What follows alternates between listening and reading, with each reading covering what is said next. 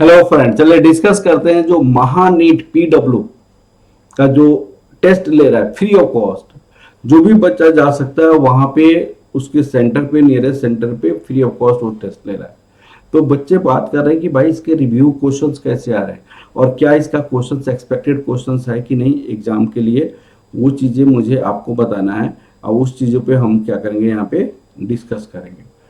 तो महानीट आपका जो हो रहा है वो यहाँ पे, और 14 जून को एग्जाम हुआ था। इसके बारे में मैं आपको रिव्यू करने जा रहा हूँ।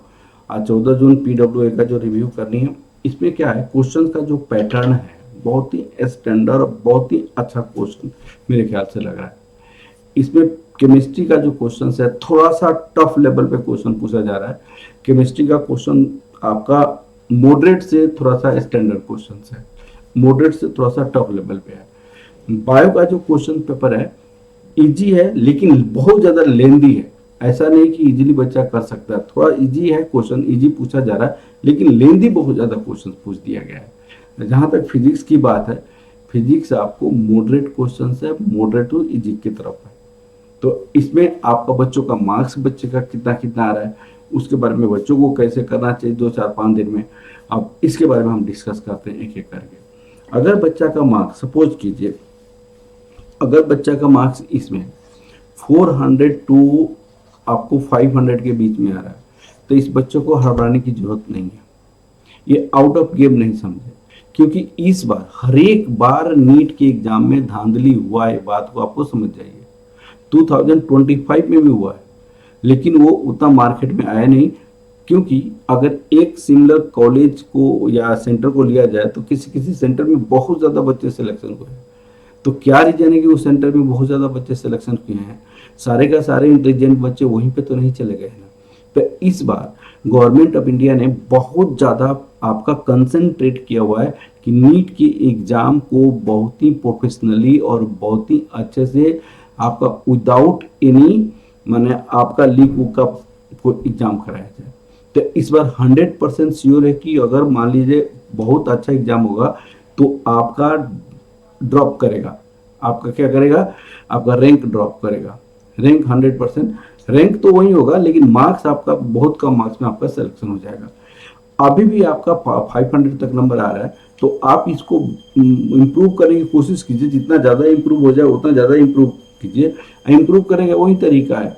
आप क्या अपने जो नीट मैंने आपका मेन जो 3 मई का जो नीट का एग्जाम हुआ था उसके लिए आपने आपने मिस्टेक कॉपी बनाया होगा, मिस्टेक कॉपी को रिवाइज करनी है। आपने आपने मिस्टेक कॉपी के साथ साथ शॉर्ट नोट्स बनाया होगा, शॉर्ट नोट को रिवाइज करनी है।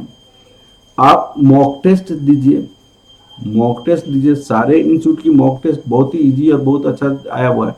मॉक टेस्ट दीजिए, मॉक टेस्ट पे आपकी जो मिस्टेक है उस मिस्टेक को रिवीजन कीजिए।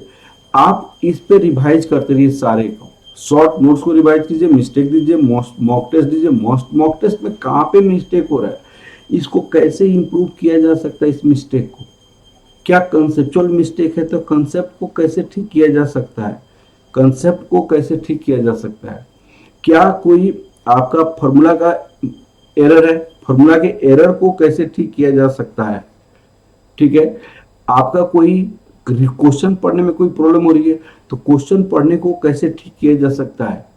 ये सारी बातों पे बेटा आप कंसंट्रेट कीजिए और मैक्सिमम से मैक्सिमम आप मार्क्स इंप्रूव करने की कोशिश कीजिए और बूस्टअप रहिए। आपको गवर्नमेंट मेडिकल कॉलेज मिलेगा बेटा 100% श्योर।